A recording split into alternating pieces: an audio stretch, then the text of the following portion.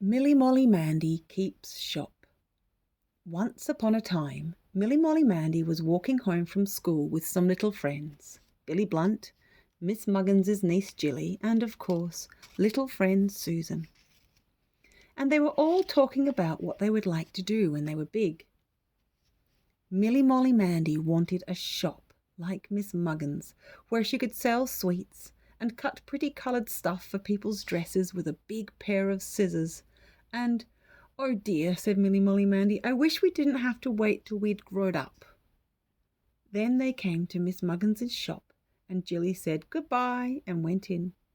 And then they came to Mr. Blunt's corn shop, which was only a few steps further on, and Billy Blunt said goodbye and went in. And then Molly Mandy and little friend Susan, with their arms round each other, walked up the white road with the fields each side till they came to the Moggs' cottage, and little friend Susan said goodbye and went in.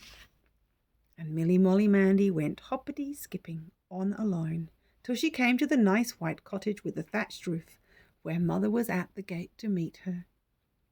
Next day was Saturday, and Molly Mandy went down to the village on an errand for Mother. And when she had done it, she saw Miss Muggins standing at her shop door, looking rather worried. And when Miss Muggins saw Molly Mandy, she said, "Oh, Molly Mandy, would you mind running to ask Mrs. Jakes if she could come and mind my shop for an hour?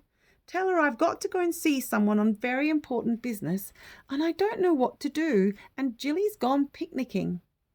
So Molly Mandy ran to ask Mrs. Jakes.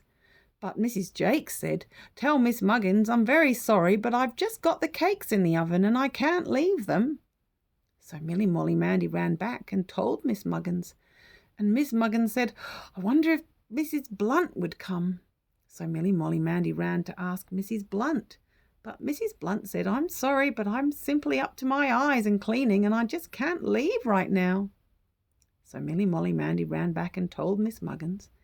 And Miss Muggins said she didn't know of anyone else she could ask. Then Molly Mandy said, "Oh, Miss Muggins, couldn't I look after the shop for you?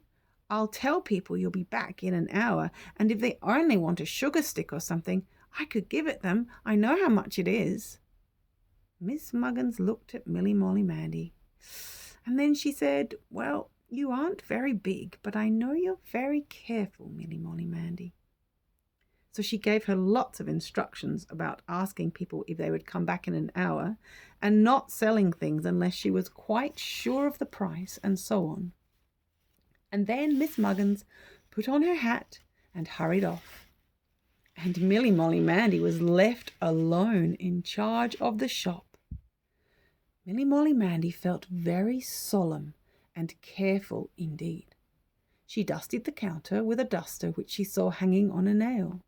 And then she peeped into the window at all the handkerchiefs and socks and bottles of sweets, and she could see Mrs. Hubble arranging the loaves and cakes in her shop window opposite, and Mr. Smale, who had the grocer's shop with a little counter at the back where you posted parcels and bought stamps and letter paper, standing at his door enjoying the sunshine.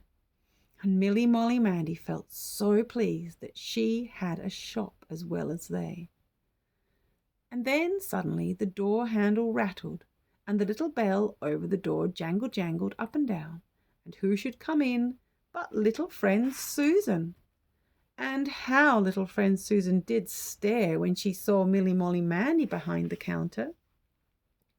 "Miss Muggins has gone out on important business, but she'll be back in an hour. What do you want?" said Molly Mandy.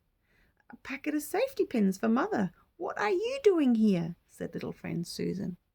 "I'm looking after the shop," said Molly Mandy, "and I know where the safety pins are because I had to buy some yesterday." So Molly Mandy wrapped up the safety pins in a piece of thin brown paper and twisted the end just as Miss Muggins did, and she handed the packet to little friend Susan, and little friend Susan handed her a penny. And then little friend Susan wanted to stay and play shops with Molly Mandy. But Molly Mandy shook her head solemnly and said, "No, this isn't play, it's business. I've got to be very, very careful. You'd better go, Susan." And just then the bell jangled again, and a lady came in. So little friend Susan went out. She peered through the window for a time to see how Milly Molly Mandy got on, but Milly Molly Mandy wouldn't look at her. The lady was Miss Bloss, who lived opposite over the baker's shop with Mrs. Bloss. She wanted 1/4 yard of pink flannelette because she was making a wrapper for her mother, and she hadn't bought quite enough for the collar. She said she didn't like to waste a whole hour till Miss Muggins returned. Milly Molly Mandy stood on one leg and wondered what to do. Miss Bloss tapped with one finger and wondered what to do. And then Miss Bloss said, "That's the roll my flannelette came off. I'm quite sure Miss Muggins wouldn't mind my taking some." So between them they measured off the pink flannelette, and Milly Molly Mandy fetched Miss Muggins's big scissors, and Miss Bloss made a crease exactly where the 1/4 yard came, and Milly Molly Mandy breathed very hard and cut slowly and carefully right along the crease to the end. And then she wrapped the piece up and gave it to Miss Bloss, and Miss Bloss handed her 1/2 crown, saying, "Ask Miss Muggins to send me the change when she gets back." And then Miss Bloss went out. And then for a time nobody came in, and Milly Molly Mandy amused herself by trying to find the rolls of stuff that different people's dresses had come off. There was her own pink and white striped cotton, looking so lovely and new, and Mother's blue checked apron stuff, and Mrs. Jake's Sunday gown. Then rattle went the handle and jangle went the bell, and who should come in but Billy Blunt. "I'm Miss Muggins," said Milly Molly Mandy. "What do you want to buy?" "Where's Miss Muggins?" said Billy Blunt. So Milly Molly Mandy had to explain again, and then Billy Blunt said he wanted a pennyworth of aniseed balls.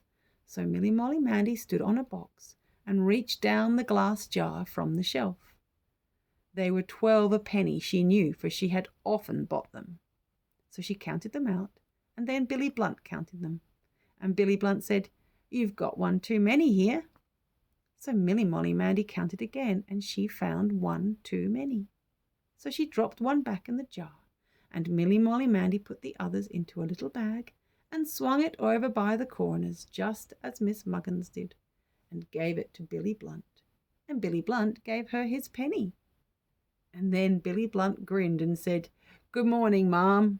And Milly Molly Mandy said, "Good morning, sir." And Billy Blunt went out. After that, an hour began to seem rather a long time with the sun shining so outside. But at last the little bell gave a lively jangle again, and Miss Muggins had returned. And though Milly Molly Mandy had enjoyed herself very much, she thought, perhaps, after all, she would rather wait until she was grown up before she kept a shop for herself.